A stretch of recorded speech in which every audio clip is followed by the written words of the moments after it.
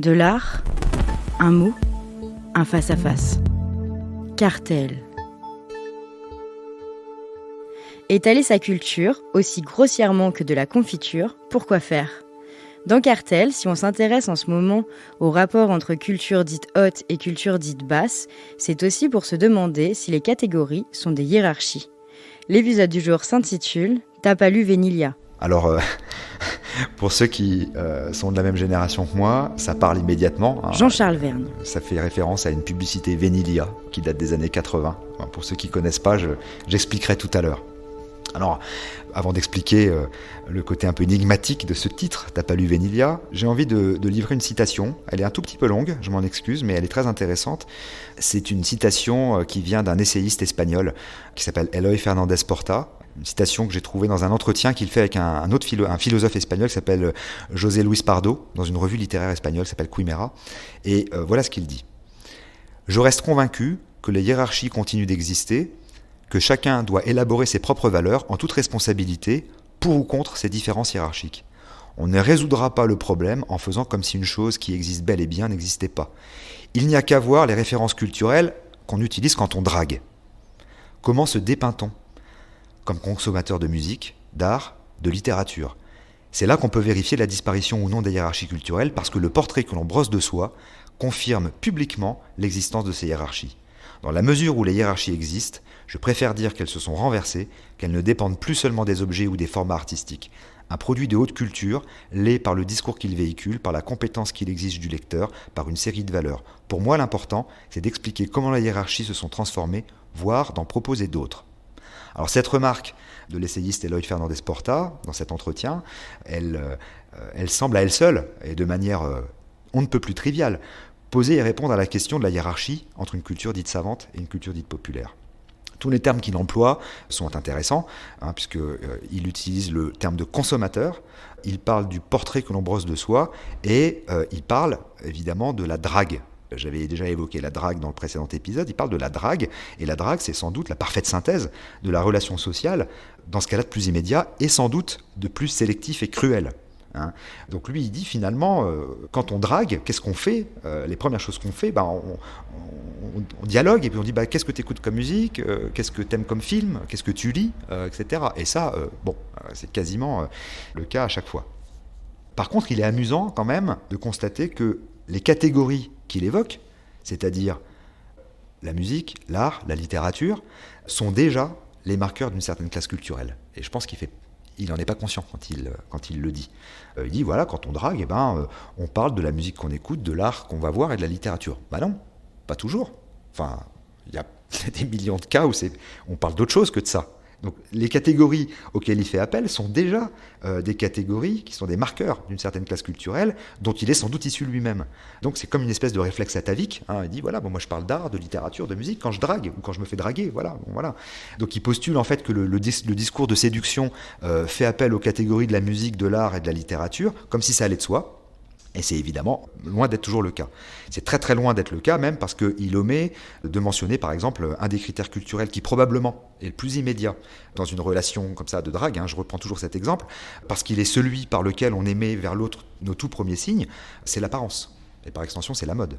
L'apparence et la mode, ce sont les premiers vecteurs de culture et de classe. Et en tout cas, ce sont les plus manifestes et les plus visibles.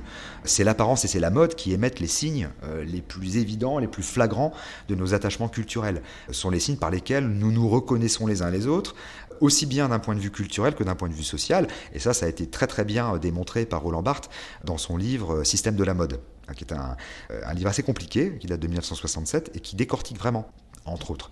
Il faut d'ailleurs également lire un livre plus ancien qui date de 1895, qui a été écrit par Georges Simmel, qui s'intitule, c'est un petit texte, c'est un texte dans un livre qui s'intitule La mode, et Georges Simmel dans ce texte décrypte également le fonctionnement de la mode et comment la mode interfère en permanence dans nos relations sociales, dans notre façon de nous positionner dans une société en fonction d'un certain nombre de curseurs, etc. etc. Voilà. Bon. Et Georges Simmel, dans ce texte sur la mode, il pointe notamment le mouvement incessant de transfert par imitation de la mode des classes supérieures vers les classes inférieures. C'est-à-dire, il dit, voilà, les classes inférieures regardent comment les classes supérieures se vêtissent et vont vouloir faire la même chose, Mais dès que les classes inférieures s'habillent de la même manière que les classes supérieures, les classes supérieures changent de mode.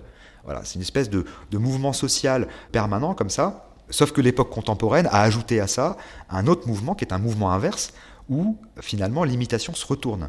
Et ce sont les modes les plus populaires qui deviennent mainstream et qui remontent par capillarité vers les classes sociales élevées. Alors, l'exemple des baskets, des casquettes, des sweats à capuche, qui sont des signes de ce qu'on appelle le casual chic. Voilà. C'est très parlant, c'est-à-dire qu'on voit que finalement, ce qui avait cours à la fin du 19e siècle, où c'était les classes inférieures, dites inférieures, qui s'inspiraient de la mode des classes supérieures, finalement, aujourd'hui, on a les deux mouvements. On a aussi la mode populaire qui remonte vers le haut et qui se fait alpaguer, happer par les classes les plus aisées, etc. Bon.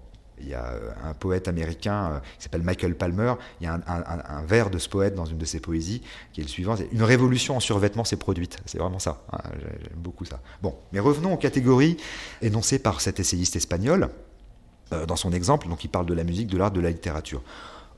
Oui, sauf que énormément de gens n'ont aucun intérêt particulier pour ces catégories, ne voient pas d'art, n'éprouvent pas le besoin d'en voir, n'écoutent pas de musique, ne lisent pas de livres, et pourtant, toutes ces personnes qui ne vont pas voir d'art, qui ne lisent pas et qui n'écoutent pas de musique, ne sont pas pour autant rongées par une angoisse sourde, ils ne sont pas des gens qui sont plongés dans une catalepsie définitive, qui sont totalement perdus. Ce sont des gens qui se tournent tout simplement vers d'autres catégories. Le cinéma commercial, les marques de voitures, les jeux vidéo, le football, le rugby. Alors le rugby, où officie une célèbre équipe de rugby, et je suis bien placé pour voir à quel point ça peut constituer un marqueur culturel, qui d'ailleurs surpasse souvent toutes les catégories sociales, et qui ignore toute forme de dichotomie entre culture haute et culture basse. Parce que dans ce cas précis, la culture, elle est devenue une valeur identitaire. Le rugby à Clermont-Ferrand et dans d'autres villes françaises. Et ça peut être le football ailleurs. Bon, voilà.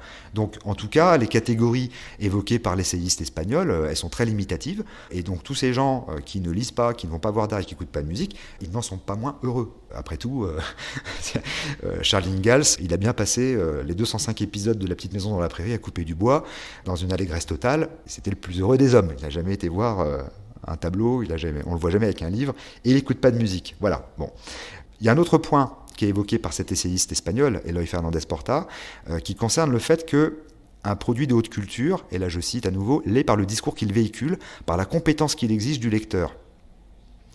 Donc là, il sous-entend qu'il y aurait donc des produits de basse culture, ça on y reviendra sur la question des produits de basse culture, produits, c'est-à-dire des choses qui sont consciemment produites pour être de la basse culture, j'en parlerai plus tard.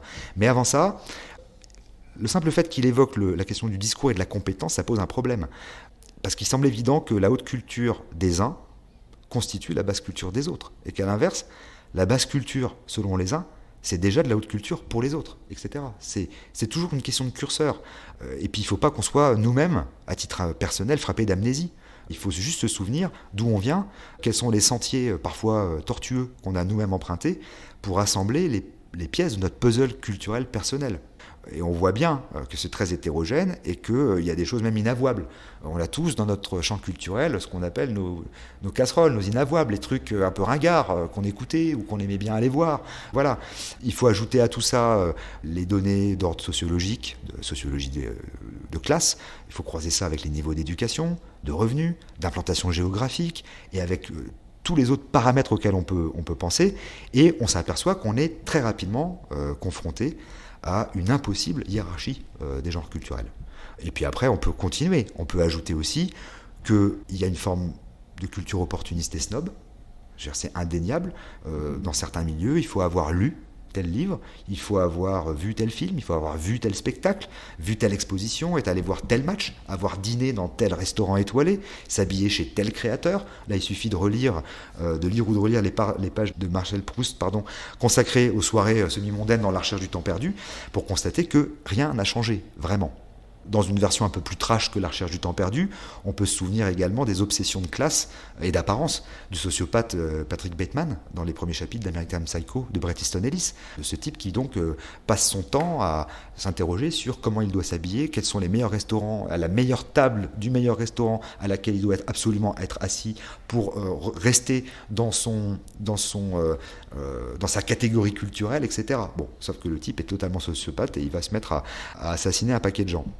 Et même, alors plus prosaïquement, il suffit juste de regarder les catalogues d'expositions jamais lus, qui sont parfois étalés comme des trophées sur les coffee tables des milieux aisés, comme autant de signes de classe. Vous entrez chez quelqu'un, vous êtes dans un appartement bourgeois, et puis vous avez quelques bouquins d'art qui sont posés nonchalamment comme ça sur une table, et puis on voit bien qu'ils n'ont jamais été ouverts. C'est-à-dire qu'à un moment donné, la culture devient cette espèce de vecteur, comme ça, d'image. On dit, ouais, oui, j'ai vu la dernière exposition du Gréco au Grand Palais, évidemment, je l'ai vu. J'ai acheté le catalogue. Je n'ai pas ouvert le catalogue. J'ai regardé quelques images, j'ai pas lu les textes. Ça m'intéresse pas, j'ai pas le temps. Bon, voilà. Bon. Et donc là, je reviens à Venilia, du coup. C'est-à-dire que je me souviens de la publicité pour les papiers peints Venilia dans les années 80. Alors dans cette pub, pour ceux qui ne s'en souviennent pas, un homme essaye de séduire une femme, il monte les escaliers, il l'amène chez lui en fait, donc il l'a draguée, hein. Il tente de séduire une femme, et en montant les escaliers, il lui dit j'ai lu Platon, j'ai lu Montesquieu, j'ai lu Kierkegaard, j'ai lu Proust, j'ai lu Dostoïevski, j'ai lu Goethe, j'ai lu Montaigne, et donc il rentre dans son appartement, et là, les papiers peints sont absolument épouvantables, et la femme se met à hurler en voyant les papiers peints, et elle lui dit en tout cas, t'as pas lu Venilia.